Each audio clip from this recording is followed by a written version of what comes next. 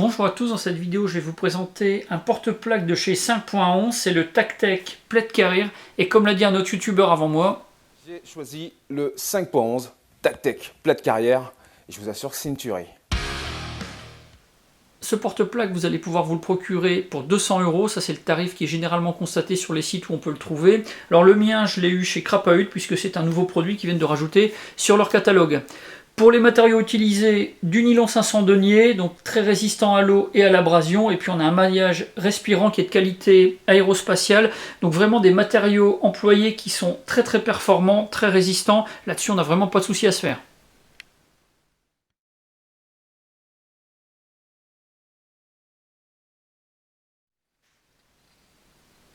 Pour le packaging, quelque chose de vraiment très simpliste. Un sac en plastique et puis uniquement une étiquette rédigée en anglais avec les spécificités techniques donc, de ce Tactec Plate Carrier.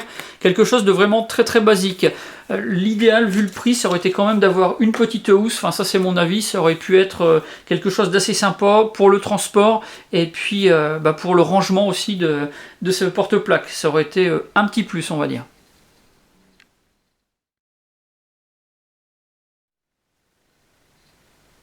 Ce porte-plaque il est livré tel quel, sans poche, sans accessoires, donc il va falloir vous procurer ces équipements en plus pour pouvoir l'accessoiriser. Ça va être vraiment très simple, puisque sur le devant, on a des passants type molle sur l'intégralité de la face. Donc ici, 3 lignes, et puis sur le dessus, la partie supérieure, là c'est une plaque de velcro qui a été découpée au laser, donc là vous avez beaucoup de passants, vous avez aussi la possibilité de placer des patchs, ou alors des modules qui seraient à fixation de type velcro, donc ça c'est vraiment quelque chose d'intéressant. Sur la partie inférieure, on va retrouver le logo 5.11 qui est fixé sur un passant double. Tout en haut, la poignée de libération, donc qui est reliée à des câbles en acier qui sont gainés, quelque chose qui sert pour les médics, pour pouvoir démonter le gilet instantanément, pour pouvoir prodiguer des premiers soins. Vous avez aussi une poche qui n'est pas visible à première vue, qui fait partie intégrante donc, du gilet. Pour l'ouvrir, vous avez une petite languette qui se trouve ici, vous tirez, vous avez une fermeture par velcro, et donc vous avez une poche qui fait la moitié supérieure de la partie ventrale. Dedans vous allez pouvoir placer des documents, éventuellement des chargeurs, mais attention, à l'intérieur pas de fixation particulière, donc ça risque de se balader un petit peu. Pour le dos, on a le même principe de passant de type molle que pour l'avant. Sur la partie inférieure, donc 3 bandes de passants, et puis sur la partie supérieure, donc une plaque en velcro, elle aussi découpée au laser. Ici sur la bretelle donc gauche, la petite étiquette 5.11. Et puis là, donc une poignée d'extraction. Là, on a quelque chose de vraiment très innovant. En général, sur les gilets, les cirasses ou les porte-plaques, on a une poignée qui est fixée, donc qui ne bouge pas. Donc quand il faut extraire un équipier, on est penché vraiment en avant. On n'a pas tellement la possibilité d'utiliser toute sa force. Alors que là, on a un système qui est vraiment très bien étudié, très bien pensé. Donc là, vous avez une poignée avec du velcro à l'intérieur, donc ça permet à la poignée en elle-même d'être vraiment bien plaquée.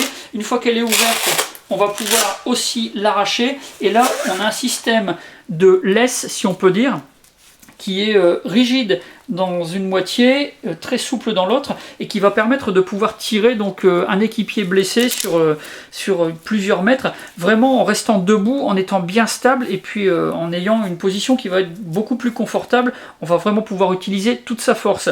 Donc c'est quelque chose qui peut paraître assez, assez fragile à la limite, puisque ça ressemble à une sangle de ceinturon basique, mais en fait c'est quelque chose de très solide. Je vous invite à aller voir les vidéos sur le site 5.11, où là on voit, au moment des tests, donc un mannequin qui est tracté par un pick-up. Sur le mannequin, on a le présentateur et également son caméraman. Donc on a le poids de 3 personnes, on va dire, tracté simplement par cette poignée d'extraction sur plusieurs mètres sans que ça lâche. Donc on a vraiment quelque chose de très solide.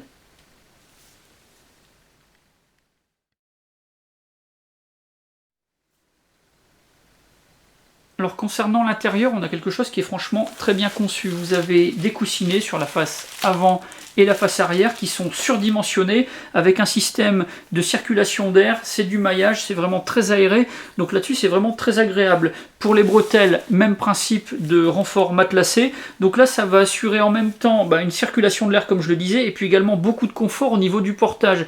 Il ne faut pas oublier qu'à la base, ça c'est quelque chose qui est conçu pour porter des plaques blindées, des plaques balistiques qui sont vraiment très lourdes. Donc le souci c'est de garder un maximum de confort pour le porteur, pour le soldat. Sur le terrain, nous en airsoft, ça nous concerne beaucoup moins puisqu'en général on a des plaques en PVC qui sont vraiment très très légères. Nous ce qui va importer surtout c'est la ventilation, l'aération du gilet. Là c'est vraiment quelque chose qui est assuré avec ce système. Ce porte-plaque il est de taille unique, néanmoins il est prévu pour s'adapter à toutes les morphologies. Alors par exemple on a sur les panneaux latéraux une partie qui est extensible, donc ça c'est vraiment très agréable puisque le gilet va s'adapter à vos mouvements, il va suivre un petit peu les mouvements que vous faites, ça va être quelque chose qui va vous faciliter les choses. Quand vous allez passer par exemple dans un encadrement de fenêtre ou vous mettre accroupi, vous n'aurez pas l'impression d'être dans un carcan. A noter que la position des sangles verticales et des élastiques latéraux est prévue pour pouvoir accueillir des accessoires avec des passants de type molle, enfin des fixations de type molle. Donc vous allez pouvoir installer des équipements complémentaires sur les flancs si vous en avez envie. Néanmoins, la chose à prendre en compte, c'est qu'on est sur une fixation qui est élastique. Donc si vous avez un objet qui est un petit peu trop lourd, je pense notamment à une réplique d'arme ou a fortiori une arme, là vous aurez forcément un maintien qui ne sera pas optimisé. Pour le verrouillage du gilet, très simple. Sur l'extrémité, vous avez 3 bandes donc doubles, donc en velcro, face velours. Donc vous ouvrez la partie inférieure de la plaque avant, vous positionnez la fixation latérale, vous refermez le volet, et là c'est verrouillé. Donc là vous pouvez vaquer à vos occupations, faire votre partie d'airsoft, le gilet ne va pas se détacher.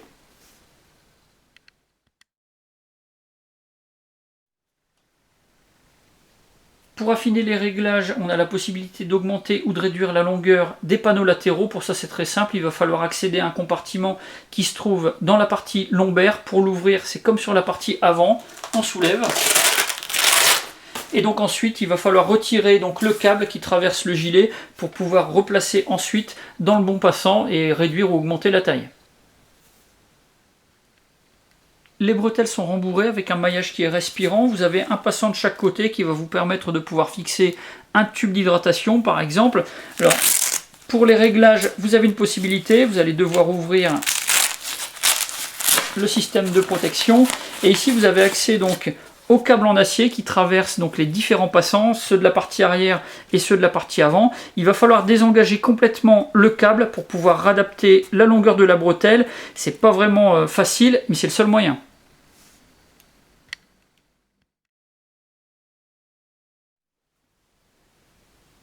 Pour un usage en airsoft, vous n'êtes pas obligé de garnir les compartiments internes avec des plaques ou des fausses plaques. Néanmoins, c'est quelque chose que je vous conseille. Le gilet en lui-même est vraiment très flexible et donc quand vous l'aurez accessoirisé, vous risquez d'avoir une répartition du poids qui ne va pas être uniforme. Ça peut être un petit peu ennuyeux du point de vue du confort. Donc moi, ce que j'ai choisi, c'est de prendre des plaques balistiques, donc des plaques tout à fait classiques que je me suis procuré sur le site Airsoft Peak. Je vous mets d'ailleurs le lien dans la description de cette vidéo. Ce sont des plaques qui sont parfaitement adaptées. On a quelque chose qui va bien remplir complètement le compartiment. Ça va bien rigidifier donc le gilet et puis pour le confort et puis l'accessoirisation, ça va être quelque chose de parfait. En plus, d'un point de vue esthétique, on aura vraiment quelque chose qui sera très proche de la réalité. Pour installer les plaques dans leur compartiment, vous avez un accès qui se fait par le bas, donc un système de fermeture velcro avec un rabat qui se trouve à l'intérieur. Alors le porte-plaque est prévu pour accueillir des plaques moyennes, également des plaques de grande taille. Donc pour les plaques moyennes, vous avez un système de velcro latéraux et puis également dans le fond du compartiment qui permettent de pouvoir garder une plaque en position bien centrale pour assurer une protection maximum. Donc ça c'est vraiment parfait. Par contre, quand vous allez placer une plaque de grande taille, il va falloir désengager donc ces parties velcro pour pouvoir faire passer la plaque. C'est pas quelque chose qui est des plus faciles, donc quand vous allez le faire, assurez-vous qu'il n'y ait pas d'enfants à proximité parce que sinon vous risquez vraiment d'enrichir leur vocabulaire.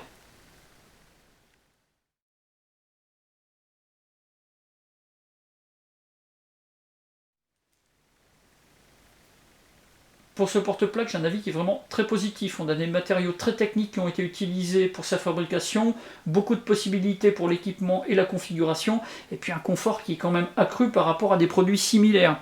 En plus, il a fait l'objet de beaucoup d'innovations techniques, donc ça c'est vraiment parfait. Pour les points négatifs, ce que je vais relever, c'est que pour un tarif de 200 €, ce qui est un tarif qui est compréhensible, je veux dire normal pour un produit de ce type-là, on aurait pu espérer avoir ne serait-ce qu'un patch ou une housse pour le transport. Ça aurait été quelque chose d'assez sympa. Maintenant, il me reste à accessoiriser ce porte-plaque, donc ça fera l'objet d'une prochaine vidéo. Si vous avez des questions, d'ores et déjà, vous avez la partie commentaires et la boîte de réception, et puis je vous mets dans la description de la vidéo les liens du site Crapahut et puis de la fiche descriptive de cette Tactec Plaid Carrier. Dernier point pour terminer, un gros merci à Tonton Jim pour les conseils techniques et puis aussi l'autorisation d'utilisation d'une de ses vidéos. J'en ai maintenant terminé et je vous dis à bientôt pour d'autres vidéos.